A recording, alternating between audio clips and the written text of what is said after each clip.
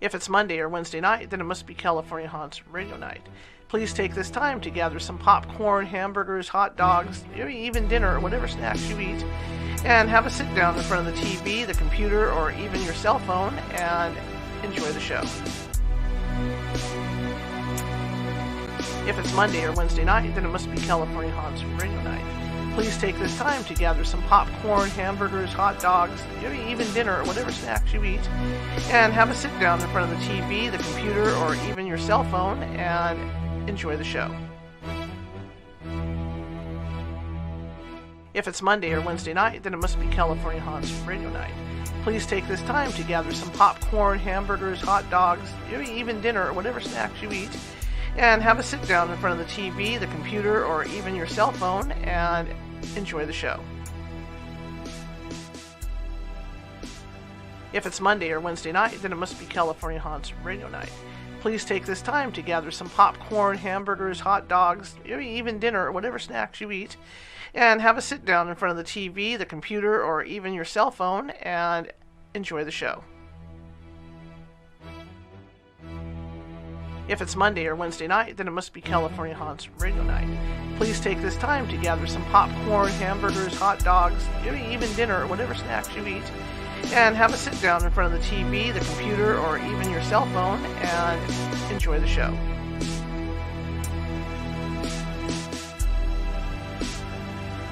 If it's Monday or Wednesday night, then it must be California Haunts Radio Night. Please take this time to gather some popcorn, hamburgers, hot dogs, maybe even dinner or whatever snacks you eat, and have a sit down in front of the TV, the computer, or even your cell phone and enjoy the show. If it's Monday or Wednesday night, then it must be California Haunts Radio Night. Please take this time to gather some popcorn, hamburgers, hot dogs, maybe even dinner or whatever snacks you eat, and have a sit down in front of the TV, the computer, or even your cell phone and enjoy the show. If it's Monday or Wednesday night, then it must be California Haunts Radio Night. Please take this time to gather some popcorn, hamburgers, hot dogs, maybe even dinner or whatever snacks you eat, and have a sit down in front of the TV, the computer, or even your cell phone and enjoy the show. If it's Monday or Wednesday night, then it must be California Haunts Radio Night. Please take this time to gather some popcorn, hamburgers, hot dogs, maybe even dinner or whatever snacks you eat, and have a sit down in front of the TV, the computer, or even your cell phone and enjoy the show. If it's Monday or Wednesday night, then it must be California Haunts Radio Night. Please take this time to gather some popcorn, hamburgers, hot dogs, maybe even dinner or whatever snacks you eat, and have a sit down in front of the TV, the computer, or even your cell phone and enjoy the show. If it's Monday or Wednesday night, then it must be California Haunts Radio Night. Please take this time to gather some popcorn, hamburgers, hot dogs, maybe even dinner or whatever snacks you eat, and have a sit down in front of the TV, the computer, or even your cell phone and enjoy the show. If it's Monday or Wednesday night, then it must be California Haunts Radio Night. Please take this time to gather some popcorn, hamburgers, hot dogs, maybe even dinner or whatever snacks you eat, and have a sit down in front of the TV, the computer, or even your cell phone and enjoy the show. If it's Monday or Wednesday night, then it must be California Haunts Radio Night. Please take this time to gather some popcorn, hamburgers, hot dogs, maybe even dinner or whatever snacks you eat, and have a sit down in front of the TV, the computer, or even your cell phone and enjoy the show. If it's Monday or Wednesday night, then it must be California Haunts Radio Night. Please take this time to gather some popcorn, hamburgers, hot dogs, maybe even dinner or whatever snacks you eat, and have a sit down in front of the TV, the computer, or even your cell phone and enjoy the show. If it's Monday or Wednesday night, then it must be California Haunts Radio Night. Please take this time to gather some popcorn, hamburgers, hot dogs, maybe even dinner or whatever snacks you eat, and have a sit down in front of the TV, the computer, or even your cell phone and enjoy the show. If it's Monday or Wednesday night, then it must be California Haunts Radio Night. please take this time to gather some popcorn, hamburgers, hot dogs, maybe even dinner or whatever snacks you eat, and have a sit down in front of the TV, the computer, or even your cell phone and enjoy the show.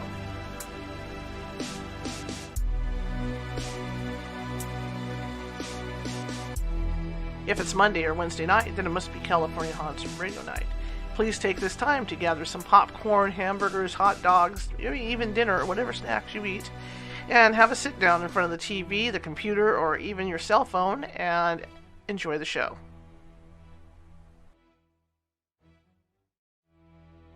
If it's Monday or Wednesday night, then it must be California Haunts Radio Night.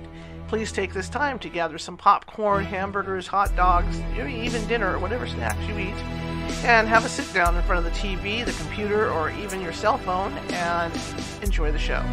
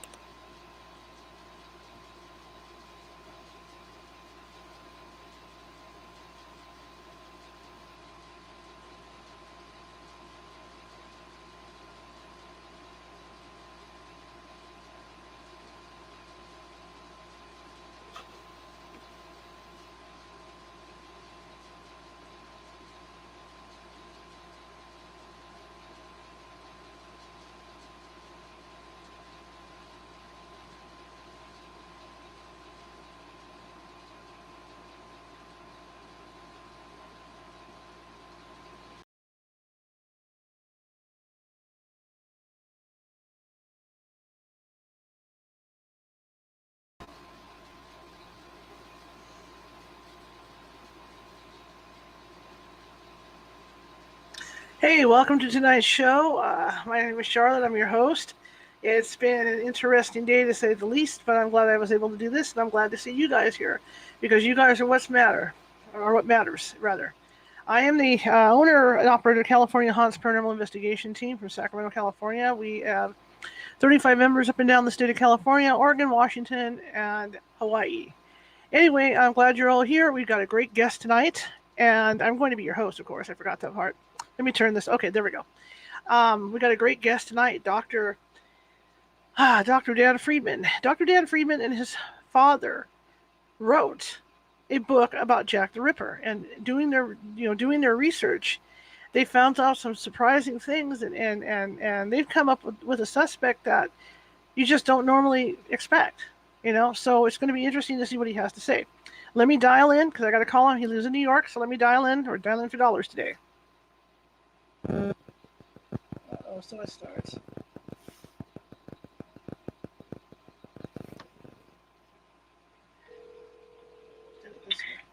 this is Dan Friedman. Hi, how you doing, sir? Good, how are you doing? I'm doing good. Are you ready to rock and roll? I am ready to rock and roll.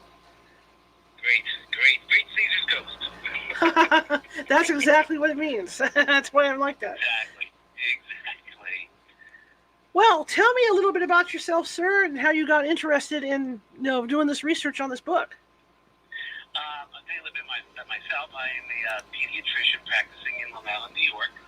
I actually got involved in this book from a different route. I'm going to tell you, a strange series of, I guess, coincidences occurred while I was locked away as a prisoner in the medical school library preparing for my board exams. Mm-hmm. Everything I pulled off the library shelf had an article about Arthur Conan Doyle's medical career, and truthfully, I expected them to be about him making these great diagnoses on patients and putting it into the Sherlock Holmes tales, but they had nothing to do with it. They were actually very bizarre. Everyone was stranger than the other. One article was named him as the sole perpetrator of the Piltdown Man hoax. And if you know, that's with the skull of the orangutan and human mixed together with the jaw. Mm-hmm. Another one was about Robert Koch, who's one of the greatest scientific minds of his time, and how Doyle broke into his top secret laboratory, read through all of his data, and published an article in England, and how the research of Robert Koch was invalid. And the one that really got me going on this book, and that's what we're going to focus most of my energy on, is his medical school thesis, and how it was about the late phases of syphilis, which is a sexually transmitted disease. Interesting. Yeah, it was like Doyle in this article was like in his thesis paper was talking about like these vignette patients, but it was really must have been someone very personal to him, very close to him. And then I found another article written by Doyle where he demanded that prostitutes get locked away for months at a time and getting like gynecological examinations performed on them to determine if they had syphilis. So I was left with this impression that Doyle was, he had like any kind of remorse, that he was willing to ambush people, embarrass people, and that syphilis was definitely weighing heavy on his mind. So that's how I got involved in this. Interesting. Very interesting. And you wrote the book with your father, correct?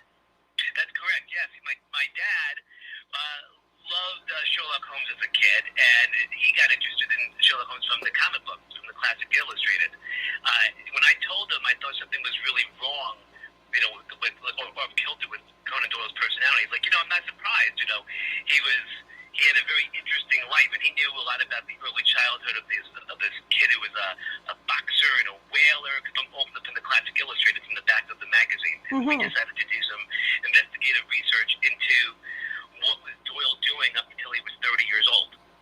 And the stuff we found out about him is the basis of this entire book.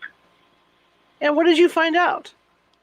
Well, first remember, I found that Doyle had syphilis on his mind. He was writing articles. He was being and he lied actually in one of his articles that he said that the streets of Portsmouth were filled with vile women and housing is being destroyed by them. And one of the other members of his hospital called him out on it and said, "You're lying about all the things you just wrote about." And Doyle had to retract his statement in the next issue of the magazine. So we went to find out what was going on in his life. And what it was that we found that Doyle came from a dysfunctional family. His father was an alcoholic who would wind up at age 42 being committed to mental asylums. And his mother was was a cougar who was having an affair with her medical student lodger and probably had 2 illegitimate children with the man. Then Doyle was sent off to boarding schools where he was beaten more than any other kid in the school. The kid was, tortured. He was tormented, emotionally, physically. So, and it appeared that at age 14, he was threatened by a teacher and almost murdered. And that was something that he wrote about it, and his biographers knew. But then it dawned on me that the teacher in question had this name, Mr. Crea, which turns out to be an anagram of the first clue in the Sherlock Holmes tale, rage, which means revenge. And it was a clue left behind by Doyle to his mother that I know you're having an affair. We started to really go into all the things that were happening in Doyle's life and what he did after, school, which was he went to another boarding school. On the first day of school there, he stabbed the kid. When he got back to Edinburgh, he entered medical school, and he then left medical school to become a whaler instead of a doctor for a while. And he learned how to skin seals faster than anybody on this boat. Then he goes and he becomes the whaler for the ship. He goes back to Edinburgh. He joins the vivisection lab of a teacher, which was completely illegal at the time. And he started doing experiments. And if anybody out there that's a ripperologist, the experiments that Doyle was doing at the time were cutting the windpipes of dogs, opening up their abdomens, and putting cannulas in their livers, which is exactly what the Ripper did to his 4th victim. And all these pieces started to come together. So, like, what was Doyle doing around this 1880s time, and what was on his mind? And what was on his mind was his father, as I mentioned before, was an alcoholic. And he went to dry out, but he never dried out. It wound up that he went to a dysomania place to dry out, and he wound up having seizures and delusions and paranoia, magical thinking. He thought he could talk to birds. He was seeing fairies. And then I called up the asylums that he was made an inmate, and they sent me his medical records, and I went through them because as a physician I was able to talk to people there, and I could understand the findings on the chart. And what I found was hospital was that he had an absent knee-jerk reflex, which doesn't really mean that much to a lot of people out there, but I read Doyle's medical school thesis, and in his thesis, he actually places emphasis on people with tabes dorsalis, which is tertiary syphilis, the last phase of the syphilis before you die, and how those people have this absent knee-jerk reflex, and if they have it, they have syphilis until proven otherwise. And everything started to make sense in my mind about what was going on with Doyle, why he was writing these articles about getting prostitutes off the streets, and then, of course, comes the Ripper, and what the Ripper was doing and what people thought he was doing. So that was the basic origins of what got me going on this crusade to find out what Doyle did and what Jack the Ripper did and how one could be the same. That's fascinating. And you were able to look at some of the suspects that had been chosen, and you were able to kind of debunk some of those suspects, correct? Yeah, what happened was I got to admit when I was a kid, the first thing I remember watching was this made-for-TV movie with Michael Caine, and he played the Queen's Royal Physician, William Gull. And I actually thought it was Dr. Gull who was Jack the Ripper all my life, up until I was writing this thing of who could be Jack the Ripper, and I had to prove that the people that people have made suspect could not be, and I had to prove it beyond the shadow of a doubt. Well, William Gull, who was one of the prime suspects, was 72 years old at the time of the murders, and what people don't know is he suffered a tragic, a paralytic stroke 18 months prior to the Ripper crime. So you got to imagine a man like 72 years old chasing after 40-year-old women and these women were unfortunate women. I mean, they were prostitutes, yes, but we can't be too hard on them. They were unfortunate class. They had no money. In order to subsist or exist, they had to actually sell their bodies for money to stay and sleep in what we call a DOS house. So you got a 72-year-old, and they would fight, and they would get into bar fights. And in fact, the victim number 4 actually was in jail the night of her death. So these were tough women. And you got to picture the 72-year-old man who I thought was the prime suspect running down the streets in the East End, right, flapping an arm in the air, cradling it to prevent it from flapping, and then subduing his targets, because he targeted these women, these 40-year-old women, strangling them without them screaming, with one hand, of course, and then mutilating them in less than 5 minutes' time. So he was exonerated. So, and then, of course, there were other people that I was made to go and find out answers to, like, could it have been H.H. Holmes? And H.H. Holmes is a definite serial killer, but he's not the Ripper. Because in my mind, and a lot of detectives who may be listening to your radio show know that MOs of a serial killer really don't change, and that's how you get them. And H.H. Holmes was really, like, what motivated him to carry out his evil deeds was financial gain, wasn't revenge. So he would like lure in his victims to what he calls his castle by legitimate employment advertisements, then take out insurance policies on them. Then he would lock them in airtight vaults, poison them with gas. Right. He wanted to hear them scream. He enjoyed the scream. Remember, not one of the Ripper victims had a scream heard by anyone. This guy thrived on it. And after and the Ripper didn't go after financially wealthy people. He went after the unfortunate class, those with no money at all. So nothing in H.H. Holmes's repertoire kind of matched what I'm looking for in the Ripper, which is a man who could have power and strength, who had surgical skills, who could get out, who wasn't afraid to be confrontational with the police. So I'm thinking about H.H. Holmes. He did basically everything indoors, inside his castle that he had brick walls made that led to nowhere. But the Ripper was out on the streets of the East End. Anybody could have seen him. Anybody could have tried to stop him, including the police that were out and about. By murder number 3 and 4, there were vigilance committees out to get him, amateur sleuths trying to get him, the 2 separate police forces were out to get him, and he wasn't afraid to do 2 murders in one night, and then stay out for another couple of hours and write on a wall with chalk. So these 2 men can't be the same. And I Devil in the White City about it, and he confided to me that he tried and he couldn't really connect the Ripper to Holmes, H.H. Holmes. So I got rid of him too. So that's kind of two of the suspects I had to exonerate, and I'm sure everybody knows about. Walter Sickert. I don't know in the 70s about that painting that was found, like the 1908 painting by the English Impressionist Walter Sickert.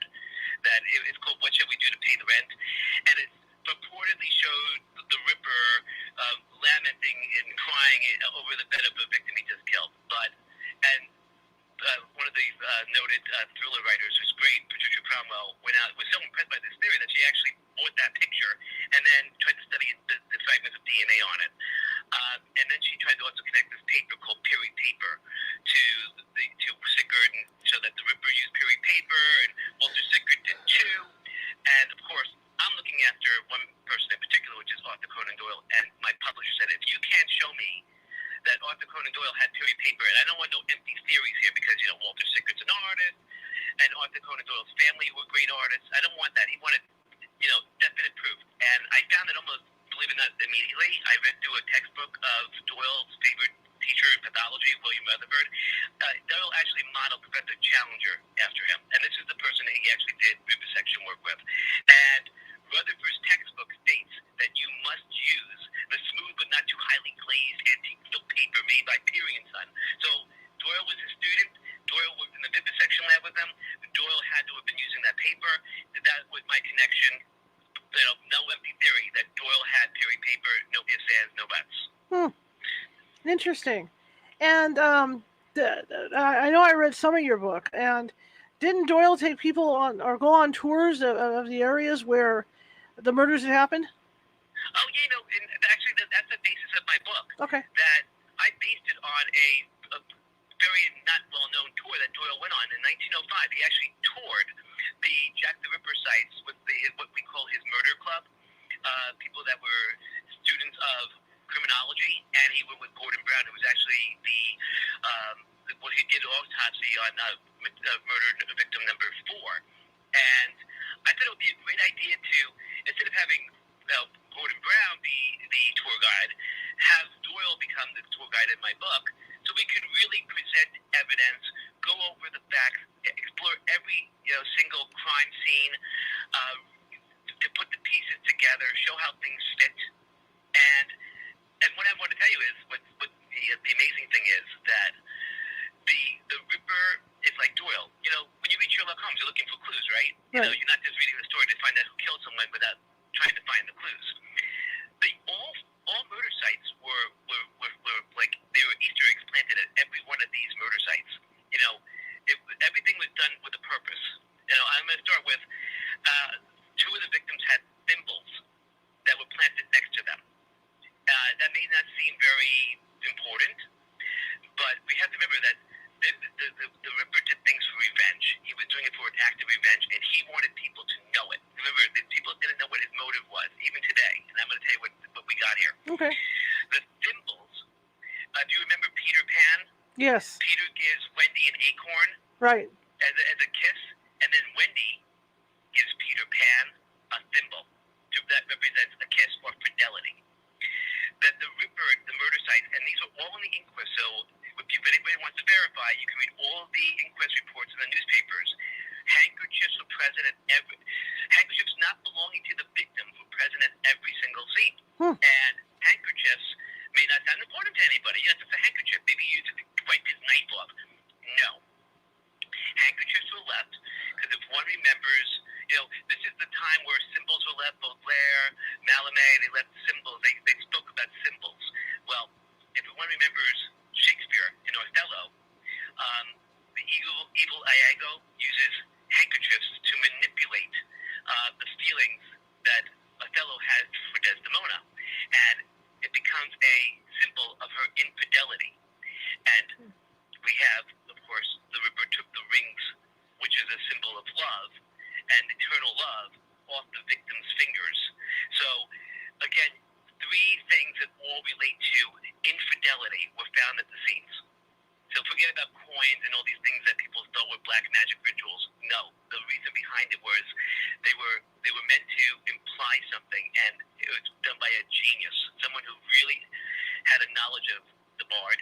So this is not someone who was not educated. A very smart man was behind this. And of course, if you read the reports, the coroner's reports, every single coroner did it said that whoever the Ripper was possessed surgical knowledge. Not just, and I'll explain. I mean, if you were going to commit a murder out in the open, you would pick an area with light or no light. Well, the Ripper picked the darkest corner in Mitre Square, victim number 4, and the darkest point, no light source.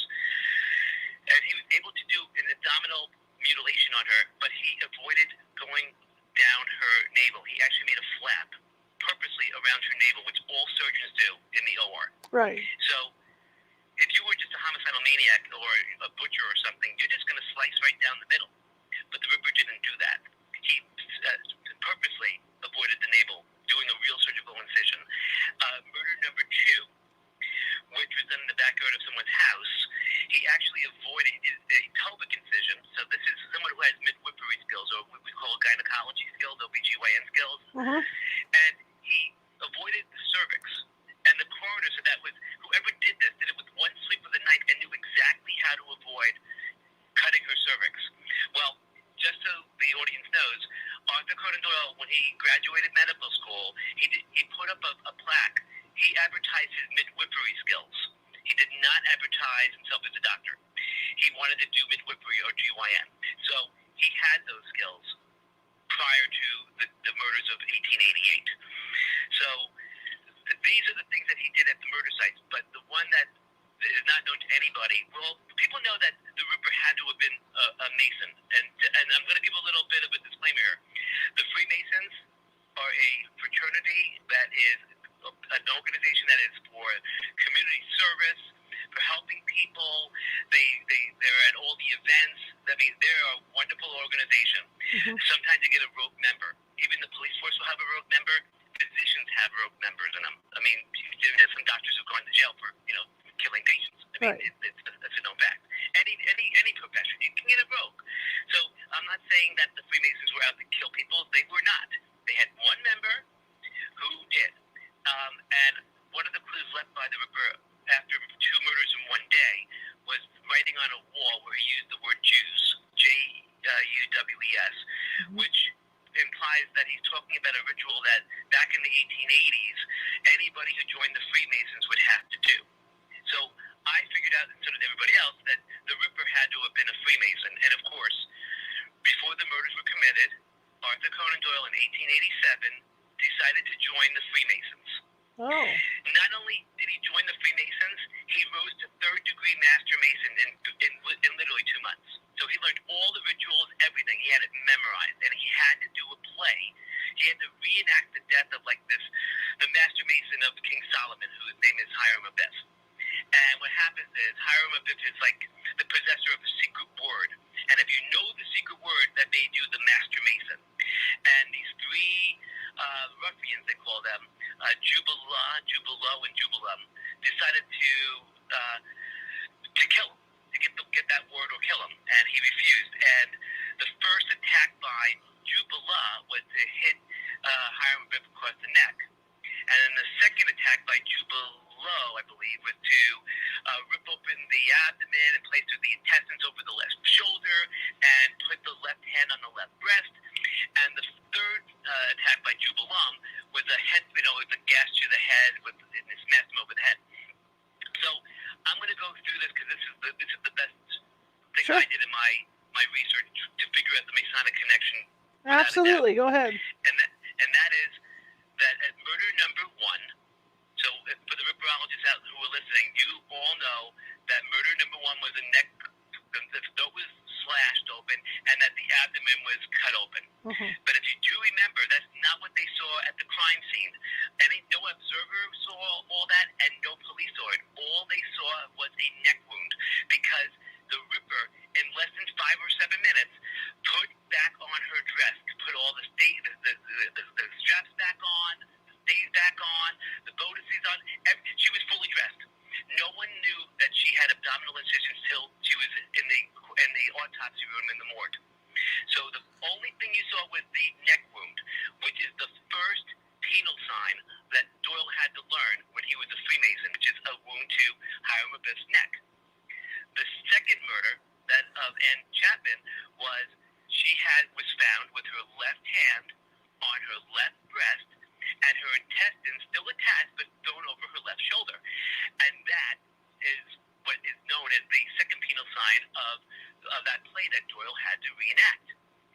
The third murder, the Ripper was basically caught, he was going to be caught, so he fled the scene. All he did was slash the neck, but he committed another murder like an hour later.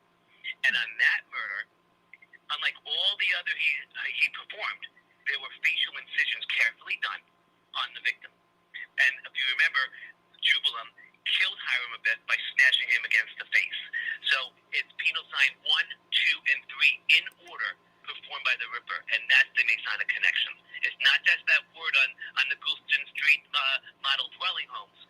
It's the way he orchestrated those 3 killings. That's fascinating. And he, and did he leave like, like any hints in his books at all that might have been related? Sure. I mean, well, there's some great stuff that, Doyle, if you're going to be the Ripper and you want to toy with the collective psyches of everybody, you might as well leave some clues when you get famous. Just so everybody in the audience knows, the first couple of Sherlock Holmes tales were failures. Complete failure. Doyle was not famous at the time of the murders, yes. A Study in Scarlet was out in 1887. No one read it. No one knew what the heck it was. Doyle was not famous. The Sign of the Four came out later. He was not famous. He didn't get famous until a scandal of Bohemia years later. So Doyle was a nobody at this time. So when he started writing his stories, the one I love the most is the Sign of the Four, his second one. So this is written about 3 years after the murders had taken place. But of course, Doyle doesn't want to do that. He makes the story take place in what else? September of 1888, right in the heart of all the Jack the Ripper murders. And one of the things that he does is he wants to tell Sherlock Holmes tells Watson, I want you to get a dog, the sleuth dog, and I want you to go to 3 Pinchin Lane to get it. And you have to be there at 1 a.m. And of course, that means nothing to anybody, including Ripperologists who are listening, unless you know that Duffield Yard was the site of murder number 3. But Mr. Duffield, whose name went to that yard, moved to 5 Pinchin Lane in 1887. So where Watson is at 1 a.m., which is exactly the time of that murder, he is in Duffield's yard. So he's at the site. He's at the scene of the crime. Of the day, if you go, he's at Duffield Yard at 1 a.m. So that is one of these things that Doyle would leave behind. He also, in the cardboard box, he tells. There's a letter that says he finds ears, 2 severed ears, and he's able to figure out that it was a double murder. If you read the Ripper letters, one of those Ripper letters says, I'm going to clip off the ears of my victim and send them to you. But he did. He sent the kidney instead, which again, taking out a kidney in pitch darkness, because it was the darkest corner of Mitre Square, it sounds easy. You have to have surgical skills. You have to know. It's not easy to find the kidney. Right. It's not easy to strangle someone, open them up, slit their necks, cut their faces with really precise incisions, almost clip off an ear, and then find the kidney. The Ripper could. He had surgical skills. And the operation performed to do that with an anterior approach to the kidney. Most doctors were trained to do it from the back, but in the University of Edinburgh, where Joe Bell was the surgeon, you learned how to do it from the front, an anterior approach. And Doyle was trained by Joe Bell. So I expect that Doyle knew how to take out a kidney from an anterior approach, and so did the Ripper, in 5 minutes. Wow. Hey, you know what we haven't mentioned yet is the prince, because wasn't the prince suspected as well? Who? The prince? Yeah. I mean, the prince, he really can't. He was in Balmoral Castle. He was in Scotland. So unless he could teleport himself, I don't think Prince Albert Victor was going to be in London. I mean, he's not down the road, and he was on record entertaining royalty from I think it was Germany at the time of the murders. So and let me ask you this. I mean, tell me if I'm off base, but if you saw the royal coach coming down in white Yeah. And you also have to remember that people did see the Ripper, but they just didn't think anything of it. They positively ID'd it. They saw his face. They saw him. Anybody would know who Prince Albert Victor was. Mm-hmm. He's like a celebrity. It's like seeing Justin Bieber. I mean, or Drake. Everybody would be like, "Oh my God, it's the Prince in the East End of London. What is he doing here?" Yeah. I mean, someone would have thought of something. So I'm going to tell you, I'm going to get rid of the Duke of Clarence. Right? I'm going to get rid of him. I'm going to exonerate that man. That makes sense to me, though. That's right. Yeah, people would recognize him. So, yeah, I mean, they had, and the thing about the recognition, which I love, is that the outfit that the Ripper was wearing. Do you know what they saw him in? They saw him with a traveling cap, which is like a deerstalker hat, right. and a navy pea coat, and a red scarf around his neck. Just so you know, Sherlock Holmes in the first story is dressed in that exact same outfit. He's not dressed in like that, what you think of the tartan. He's dressed in a navy pea coat with a traveler's cap, with a red scarf around his neck. So the identification, it's like he's actually saying, "Here I am. This is what I'm going to be wearing. This is my outfit." I was thinking now, as you were describing what he was wearing, that's what I remembered with Holmes, was that outfit. That's just absolutely fascinating. Yeah, and you remember Doyle would have had a navy pea coat because he was a whaler in the Arctic, right. where he learned how to skin, skin seals and kill whales. And he even told people, and people will vouch for this, he was the best on that boat. You're talking, these are experienced whalers and sealers. And just speaking about boating, I mean, Doyle is the most reckless guy. I mean, ask yourself this: would you jump off a boat into shark-infested water and swim around the boat? No. Seeing a shark in the water, Doyle did. When he was he did a stint as a ship's surgeon to the west coast of Africa. He actually jumped off the boat, seeing a shark, and swim around the boat. And he also did something that you're not really supposed to do, which is sell firearms to warring African tribes. So he was arms running. He was doing some crazy stuff. This guy. He's people think of him as being Sir Arthur Conan Doyle, but he had a little crazy, reckless side here too. That's it. Yeah. What you're saying makes a lot of sense. I can't wait to read the rest of the book because you got me so interested, in this, because it makes a lot of sense. What you put together.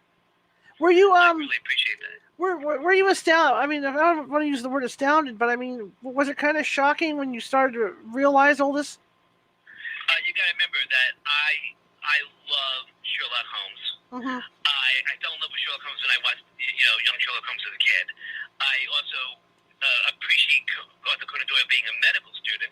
And what got me, of course, was the first thing was when I read Arthur Conan Doyle's medical school thesis, I wasn't reading it really just to read it to see if it was Jack Ripper. I had no idea that was going to come, a couple years later. I read it to see what this 25-year-old was doing when I was 25 years old. I could not write what he was doing at that age. He is so super smart. I had so much respect for him.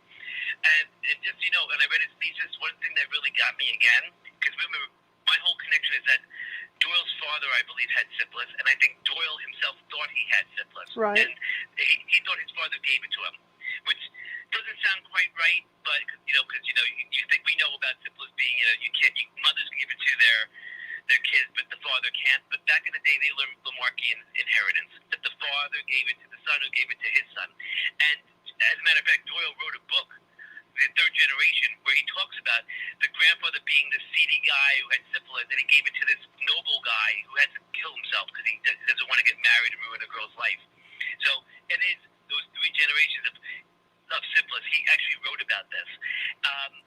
Doyle, in his medical school thesis, actually ends his thesis with this very odd confession, and it was one of the things that really got me. He says that he was experimenting on himself with, we know with medicine now, but it was nitroglycerin at twice its therapeutic level. So he was taking toxic doses. So I was asking myself this: why would anybody who didn't have syphilis take a medicine that was only going to prevent you from getting tertiary syphilis? You wouldn't. You would only take a medicine if you really thought you had syphilis, and you would take it to prevent yourself from getting syphilis, the tertiary phases. It wasn't just to prevent the first and second phase. It was to prevent stage 2 Mm-hmm. So I had to say, did Doyle really think he had syphilis, and that's why he was taking it? And that's when I went back and started reading all throughout Doyle's life that he had jaw pain at a young age, and by the age of 11 or 12, he was getting electric shock therapy for it. Then, when he was in medical school, he took toxic doses of the jasmine root gelsemium, and he almost died by doing it. And then, when he was a private practitioner on his own, before the Ripper crimes, he was using a chemical from his darkroom to treat psoriasis. But he said, I think it's psoriasis. Wow. But all doctors who are listening to this program of yours know that psoriasis and the rash of secondary syphilis look identical. So that's why syphilis is called the great imitator. So did Doyle think he had psoriasis because it didn't go away, or did he think he had syphilis, and that's what he was treating? And all those things went together, that he was taking this toxic medicine right after this, and double the therapeutic for possible syphilis. So if that's the case, then Doyle had on his mind that his father gave him syphilis, and the people that would have given it to him to his father, that is, were prostitutes. Well, if his father was in the mental hospital, then he's about, let's say 60 years old at the time. That means the prostitutes that gave it to him would have been in around their 40s. Okay. So the people that were killed, so the audience knows, these were not like 16, 17, 18-year-old girls that they always show in all the movies. Look at this beautiful 20-year-old prostitute who the Ripper's going to kill. No. They were 42, 45, 47, and I think 49. They were older women, every single one of them, all of which could have been in the age range that would have been attracted to Charles Doyle 20 years before. So that was one of the clues that I picked up on, that this was an act. These women were targeted. And that's why I used the word targeted when we first started the interview. It wasn't that he was just finding a prostitute off the street. He was looking for older individuals. And again, some people have thought maybe that it was a woman killer, but again, murder number 3, the victim had, and people, I don't know why this was ever picked up, even by Scotland Yard, that she had a cashew in her hands. A cashew is a mint, a breath mint. Well, if you're going to apply your trade and you want to get a customer, you take a breath mint to freshen your breath up. She had a clutch in her hand. She was preparing herself for a meeting with someone. She wasn't preparing herself for a meeting with a girl back then. She was preparing herself for a meeting with a guy who then strangled her and killed her outside of a social club where there were 50 or 60 people inside. And he had no qualms of doing this. He feared no one. So obviously it wasn't, I eliminated the possibility that it could have been a woman killer. That's what we call a Jane the Ripper. Right. It's interesting to me because, I'm working on 2 books myself right now, and it's really time consuming, especially, well, you've written this book, especially when you get in the zone on writing these things.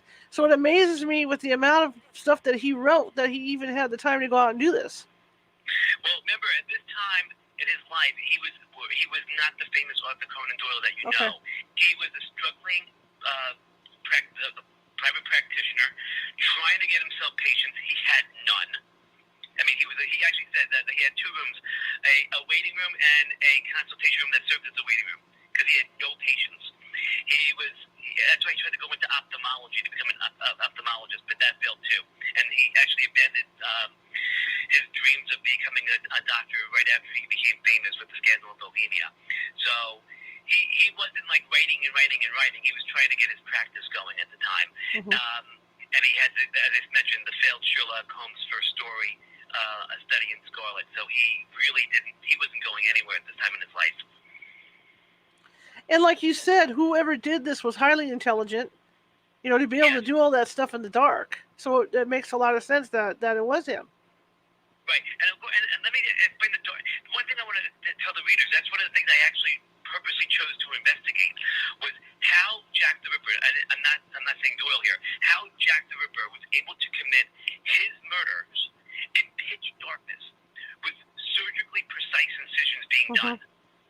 Like rebuttoning up people's dresses, taking out cervix pieces and uteri pieces, taking out kidneys, making really careful markings on the face. You have to be able to see something. And I had to figure out a way how he did this. When he wasn't carrying a lantern, he would have triggered the police to look for him. I mean, you got to remember that murder where he did the facial incisions, he already killed someone already. The police were out to get him. Everybody was looking for him on the streets. So it was like people knew he was out. But I read when he also had a column in the British Journal of Photography. Now, many people may know this, but Arthur Conan Doyle, before he was a doctor, was a very well-known writer for the British Journal of Photography. He had his own column, Where to Go with the Camera. And he actually writes that he was able to make a makeshift darkroom by taking red muslin cloth and wrapping it around his lantern to create so you won't overexpose film. So, of course, the Ripper was spotted with a red scarf around his neck at the times of the crimes. And, of course, that's what the Ripper could have done, is taken, or Doyle, who knew how to do this, take his scarf and wrap it around his lantern to the point where he was able to see and commit his murders. Doyle's eyes is working in the darkroom, so all these years he would have easily accommodated. You know, I don't know who really else has that knowledge base to do it. I mean, is it Aaron Kosminski? I mean, the guy they thought was the Ripper because they found the shawl. I mean, my publisher was like calling me. My friends calling me, "You're done. They found DNA evidence that this guy is the Ripper." And I'm like, Kosminski? He was 100 pounds. I thought he was like the Charles Atlas, what they call the 97-pound weakling. I think he was 97 pounds. He's not fighting off street women. They would have knocked his teeth out. And then I said, wait a minute. The Ripper did not rape any of his victims. So why are they looking for a semen sample on a scarf? Yeah. If they found it, obviously that's not the Ripper. Ripper didn't have any sexual relations with any of these women. So, and then he mentioned something about the genetics. I did genetic research before medical school. I did medical research when I was in medical school, and the DNA sequence that they found was not rare. I think he thought it was like the 3141C type, and it was really the 315, which is very common. I mean, everything was wrong with that research. So whoever did the murders had to have been a powerhouse, had to have been strong. He had to have been able to not fear being caught by the police. And just so you know, murder number 4, the Ripper was still in the Mitre Square when the police showed up. So he was willing. He knew he would have to fight if he needed to. He wasn't afraid. He remained calm. He didn't run and flee. He was prepared to fight. So that's the type of guy we're dealing with. You know, going back to with an Aaron Kosminski, 97 pounds, he would have been dead meat. Well, I don't know. Well, yeah, but just to play a little devil's advocate with that too is somebody who has a mental imbalance, depending on what it is, they can be awfully strong. But I mean, I understand. I understand your reason. That is true. So Kosminski could have, but the problem is that I don't think he would have had enough strength to have these women not scream. One of the murders was committed like just inches away from the building, right, and 2 people were still awake inside the building. So they would have heard something like a sign of a struggle or anything, because she was killed from a frontal. Remember, and one of the Ripper victims was killed from a frontal approach. Remember I told you she had the breath mints in her hand? Right. She saw it coming. She saw the Ripper. She had a smile on her face. If you look at the reports on the autopsies, she had a smile on her face, and she was clutching her breath mints. And you need to be so strong. I mean, yes, he could have fought them. Their hearts weren't beating when he killed them. All the victims, all the first 4 victims, there was no splatter of blood, which means that if you chop the neck of someone when they're alive, it's going to splatter blood because the heart's still pumping. Right. And it's going to push all that blood out. The blood in these victims all leaked out. That means their hearts were stopped. They were what we call asystolic. They were dead. So Kosminski would have to hold them by the neck, frontal approach, without them screaming. I don't think he had the power to do it. Okay. I think a guy like Doyle, who was a trained boxer, a trained whaler, he was hauling shields on ice floes back to a boat. I mean, anybody who knows how heavy that is, you gotta be one strong guy. He could climb drain pipes 2 stories up in the air easily. It was a known trait of his. He could climb water pipes 2 stories up a building. Easy to flee a crime scene too. You want to get out of a crime scene, you climb up a drain pipe. He was so strong. I mean, that's the type of guy. His grip was steel. If you can climb a drain pipe, you have a solid grip.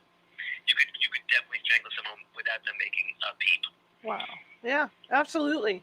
My gosh, it's like the pieces are there. Why, Yes. why were the police focusing on just the suspects they had? Do you think? So tell me, where were the police focusing on the? Yeah, on the suspects that they were focusing on. I think the police were looking for. I mean, I really, the police didn't know where to go. I mean, Uh-huh. later on, they were looking for people like Leather Apron because officer one of the officers, like I think, thought it was Pizer, and he followed the guy. He had nothing to do with it, and because they found the leather apron, and the girl said, he came out with a knife, and it had nothing to do with this guy. This poor guy was like brought to jail, and he had nothing to do with it. But the police really didn't know where to go. And as a matter of fact, one of the things that we do today, we wear sneakers. The police, basically, of London invented the sneaker during the Jack the Ripper crimes to sneak up on him. They would actually take discarded pieces of bicycle rubber and tack them onto their regulation clunky boots so that the Ripper wouldn't hear them sneaking up on him. So, I mean, they really were just, everybody was out to get him. No one knew where to go. They didn't have a motive on this guy. There was nothing, there was nothing to go by. The police were really dumbfounded. And, of course, if you think about Sherlock Holmes is always one step ahead of the police, or at least one step ahead. And he makes fun of them. In the first story, A Sign of a Study in Scarlet, he actually says, I would rather have a mongrel dog than the entire London police force. That's really harsh. I mean, and he wrote that in print. I'd rather have a mongrel dog, a sleuth dog, than the entire London police force. That was a jab, like a knife at Scotland Yard. To show them they're gross incompetent. They were incompetent. That's what he was showing, and he proved it. If he is truly Jack the Ripper, which I believe he is. I mean, I'm 100% certain he is the Ripper. Wow. Isn't it true that Holmes was not in, H.H. Holmes was not in England at that time, that he was over in the United States? Yeah, he wasn't in England at the time. And as a matter of fact, that's exactly what Eric Lawson was trying to find. He knew if he could connect H.H. Holmes or Mudgett to being in England during the Ripper crimes, not only did he have his best-selling book, he would have been like the blockbuster book of all time, and he could not honestly put the two together. So, and I had a communication with him. He's like, no, I tried. He said, trust me, I tried. I could not. It's not there. There is no connection between them. Another one they tried to do was a Dr. Thomas Neil Cream. And the reason why they tried to pin it on this guy is because he actually did kill some prostitutes. He poisoned them, and he was brought to the gallows. And right before the trapdoor opens and your neck snaps, he screamed out, "I am Jack." Sounds like a confession, right? But the problem was, if you check where he was in 1888, his address would have read Illinois State Penitentiary, because he poisoned this guy Daniel Scott with strychnine. Oh, that reminds me. So this guy killed Daniel Scott in America with strychnine, and he also killed those 4 other prostitutes in England with poisons. I think he used strychnine too. It's because, as I mentioned before, MOs don't change, which is why H.H. Holmes' MO is completely different than Jack. He did poisoning and gas, and liked to hear them scream, and he locked them in airtight safes. In vaults. I mean, the Ripper didn't do any of this. The Ripper just went out, did his thing, and got back. Wasn't looking for screams. He wasn't looking for riches. He wasn't going after high London society group people and killing them. He wasn't looking for young prostitutes to have sex with them and then to kill them. He didn't do any of that. He found his victim. He didn't waste any time. He killed them. Did what he needed to do ritualistically. Cut the neck. Penal sign number 1. Put left breast and hand together. Penal sign number 2. Do a facial mutilation. Penal sign number 3. Go to a wall after he finished and write down, "The Jews will not be blamed for nothing," and give that Masonic clue on a wall and say, "Now I'm done." And he washed his hands with it. He was complete. So, which is called an E-Day fix. You get fixated on an idea, you have to carry it out. Once you carry it out, you can go on with your life. And what happens is, with an E-Day fix, you read something or you see something, and it just triggers something inside of you, usually between the ages of like 24 to 32. Doyle at the time was 29 at the times of the murders. And you go, I have to do that. Doyle read that Masonic ritual about Hiram Abiff, how it was an act of revenge, how they got him, and took it to the next level, which was he was really not just going to reenact it. He was going to reenact it fully, like as if he was killing Hiram Abiff. You know what I've been thinking too, sitting here listening to you.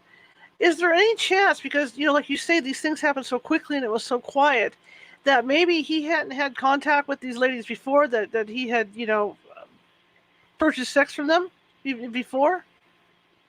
I don't think I would have to say I don't think Doyle had any contact with any of these women beforehand, especially since we know a lot of who they were with before this. I mean, we know Thomas Barnardo, who was in charge of a founding hospital, was a contact, and we know the fight that one of the victims had, and we know about the fight that another victim had. Like, we actually know basically the people knew who people were with because they either lived on the streets or they lived in DOS houses. So you really didn't have relations that you didn't know about. You would have. I don't think he really would have had contact with them beforehand. I just can't see it. I think they would have all said there was this one person that someone would have seen matched up to another person that someone would have seen at like the different victims. It just didn't work out that way. No one had a cross coverage. No one had two of the same person identified. Interesting. So it's kind of in a way it's fascinating because, like you say, he had put kind of clues to this in the books. Like writing those mystery books, this must have been, maybe a way for him to have the material for him. Yeah. So as far as having material, I think he was looking to, he knew what he wanted to do. He knew what he needed to do. He knew what he had to leave behind. He knew how to orchestrate everything. So I know he came in everything was premeditated, well orchestrated. Doyle is the master of that. We see it in his writings. He knows how to orchestrate and manipulate everything he does. He knew what he had to do with those crime scenes, and he did. He did a great job of making sure the police did not identify or catch even a glimpse of him.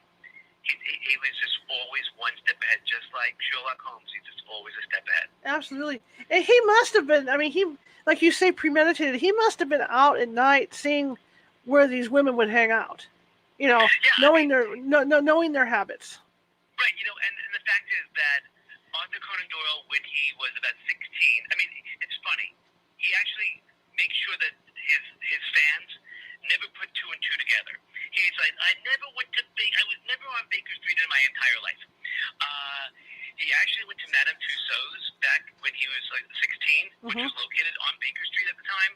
He also went back and lived with his aunts and uncles for longer durations over the years, where he would walk to, and he would say, I walked to the East End's docks, which is where the women were killed, by the way, the East End docks, and hang out there and watch the boats come in, and I want to be in the Navy, and I want to escape to Brazil.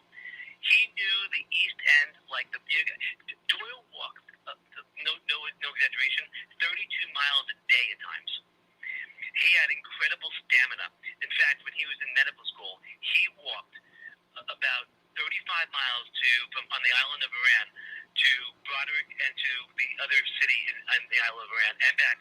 Half of it was carrying his sister in a wheelbarrow on his shoulders through hills and dales. The guy was an absolute powerhouse. He walked 32 miles in a day and climbed the mountain. You're talking about someone who walked so much. He must have walked the East End and knew every wind and alleyway. No one knew it better than he did. And another thing about the Ripper was when he wasn't murdering out on the streets, he was leaving letters for the police, the Vigilance Committee members. This is someone who really knew what he was doing. He tried to hide his education by spelling words incorrectly in his letters, such as he would spell the word knife, like as if he was trying to prove that he was not from England, but he spelled it with the silent K and left off the E. If you were from another country, you would leave off the K, not the E. He just was trying to play around with people, and that is one thing in particular that I did notice was how he used his letters to almost make fun or to challenge them. And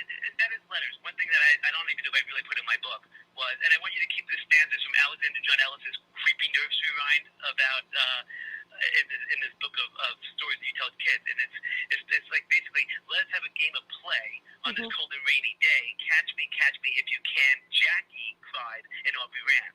So I love the fact that the Ripper gave himself his name, Jack the Ripper, by the way. He actually used it in a letter. Like now, he actually says, you can call me basically Jack the Ripper. And he used a catchphrase in every one of his legitimate, authentic letters. And that catchphrase is, catch me if you can, catch me when you can. Mm-hmm. And they think they can catch me now. He always came back to the catch me and the Jack. It's almost as if he's playing games with Scotland Yard. Not only is he toying with them by the way he writes, but he's toying with them with the words he's putting in there. And as a matter of fact, one of my favorite things he does is he writes a letter to one of the Freemasons who's also in the Vigilance Committee of Whitechapel, and he writes him with the word Mishta, spelled M-I-S-H-T-E-R. Mm-hmm. You know Sean Connery, the Scottish actor? That's exactly how I picture this letter reading Mishta. It's almost saying, whoever I am, I hail from Scotland. That's why I'm using this spelling. It's very ingenious. So even the letters show a really fine level of education. Interesting. And how did you? I mean, anybody could have written those letters. So. Well, not everybody. Because remember, one of the letters actually had half of a woman's kidney in it that matched right. up to the Ripper victim. So it was the kidney from a victim. So that letter was authentic. It was from Jack. I mean, it was half the woman's kidney. When you put it together, it made the full kidney. So I know I hear a lot of that, like, oh, the letters were fake. Not the kidneys in the letter. It was in a box addressed to like Openshaw from the hospital. You know, the pathological. He was the pathologist of the hospital. That's not a fake letter. Right. So I know people say that, but it's not true. As a matter of fact, if you look, another great thing about the letters is one of the letters. It's from I think it's from Hell letter, has little doodles on the top of the letterhead, and it dawned on me, this is something that it was not just a doodle. The Ripper or Doyle must have put these figures, and they were like it was like a cross and bones. It was a skeleton. It was a sarcophagus. It was a knife dripping blood, but it had a pigeon cipher on it, which is like an X with the words B-L-O-O-D on it. And I said, what the heck is going on with the Ripper to do this? Why did he put these figures on?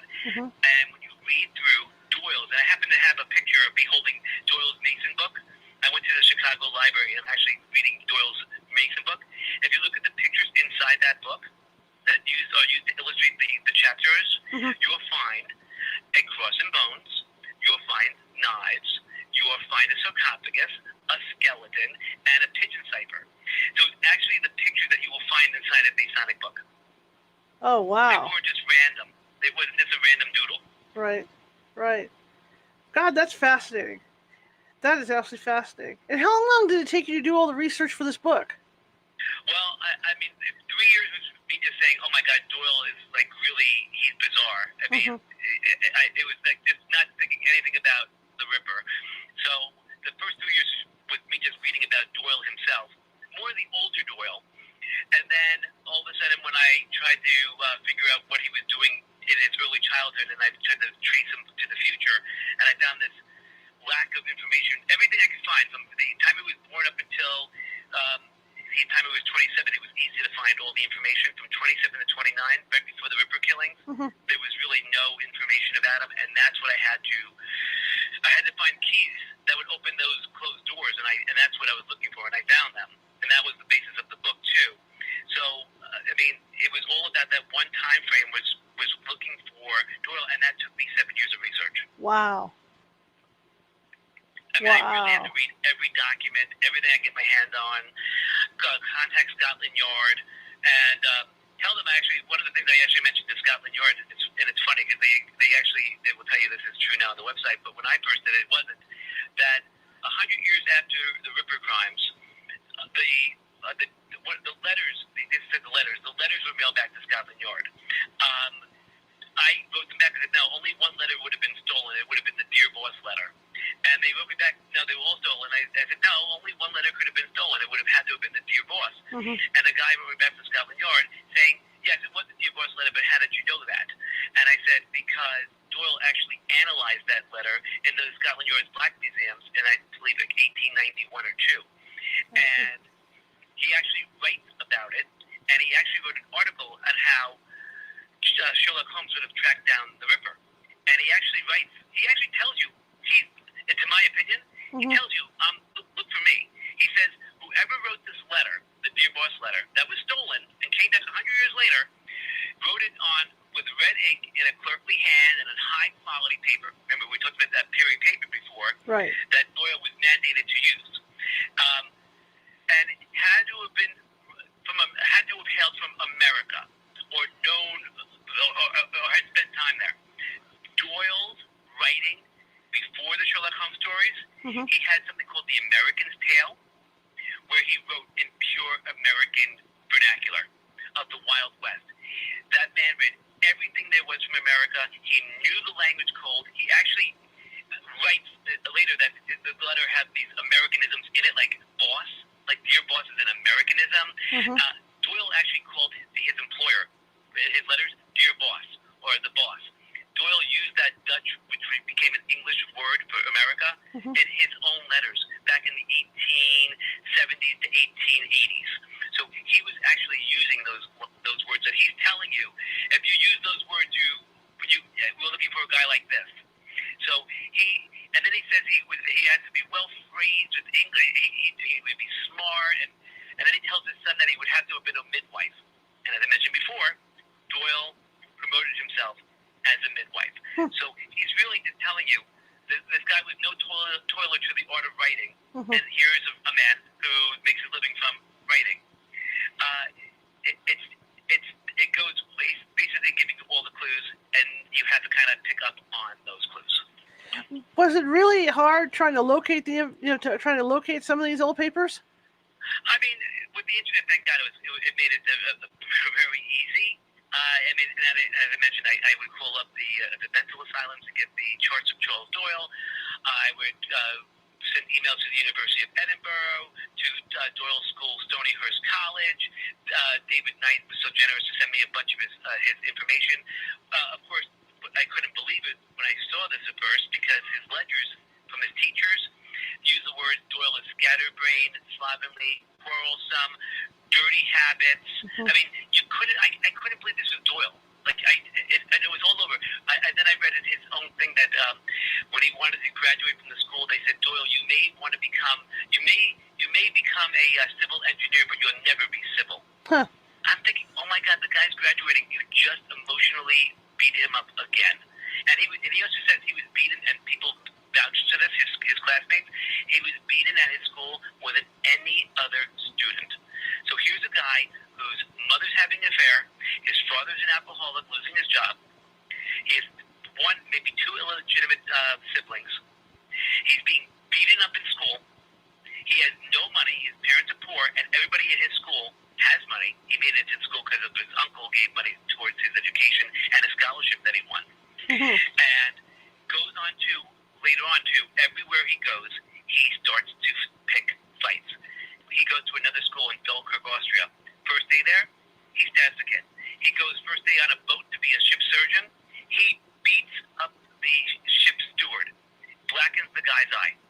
First day at his job with George T. Budd, he beats the guy up in the house. The wife has to throw him out of the house. Wow. The first day he starts, and everybody can, or my audience, look these things up. Even in Doyle's diary, he'll tell you, his first day he moved to Portsmouth. He got off the boat, carrying his suitcase. He dropped his suitcase and involved himself in a street fight. This is his first day in town. Yeah. He starts a street fight.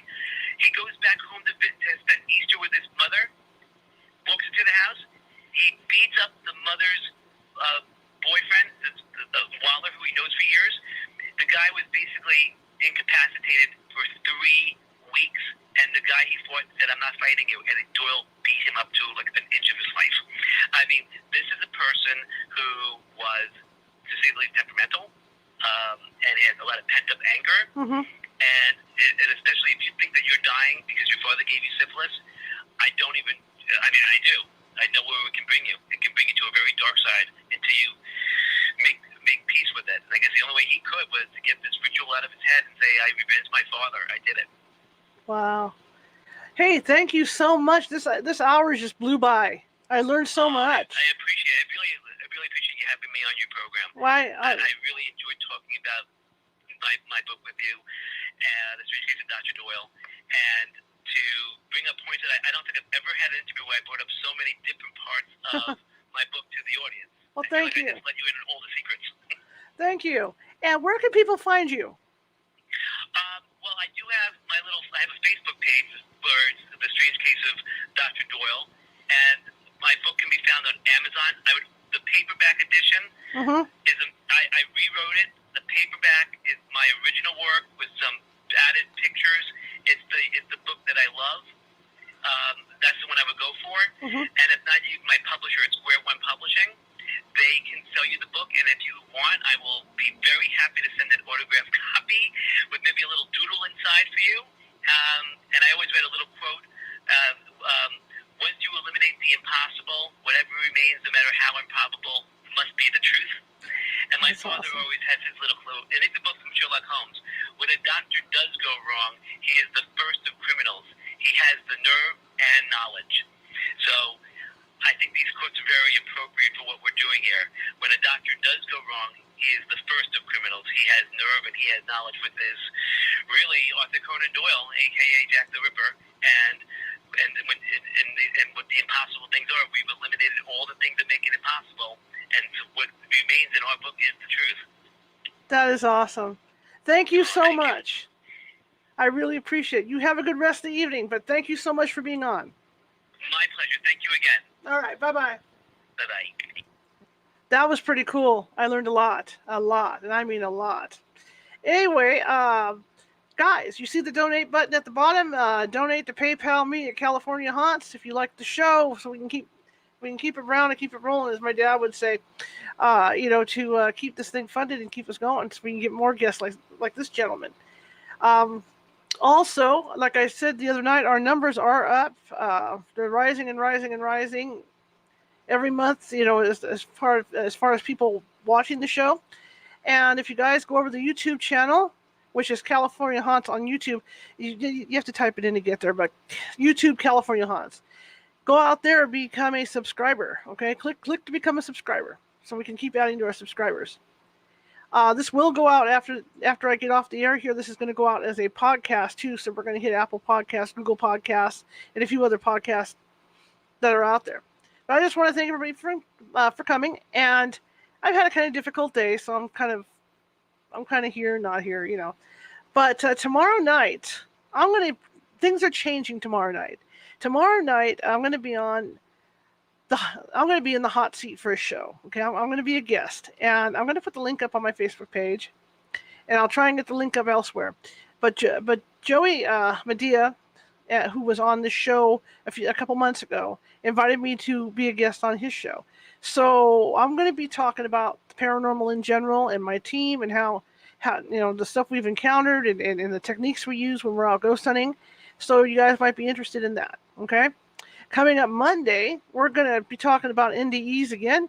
But the neat thing about these NDEs is that this particular person not only had 3 NDEs, she also came in contact with her guardian angels, and she has stories about the angel she came in contact with those 3 times. So that's going to be an interesting show coming up on Monday.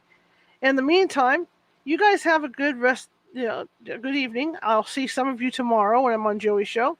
And if not, I will see you guys on Monday. But have a great weekend, and I thank you for coming. And again, please donate, share the show. Let's not forget to share the show. Share with 5 people, okay? If you didn't like the show, share it with 5 people anyway, okay? Because we're trying to get more and more people involved in this, and the sharing is working. It is starting to work. It's starting to take hold. So I'm really excited about that. So anyway, you guys have a good evening, and like I said, I will see you maybe tomorrow, okay?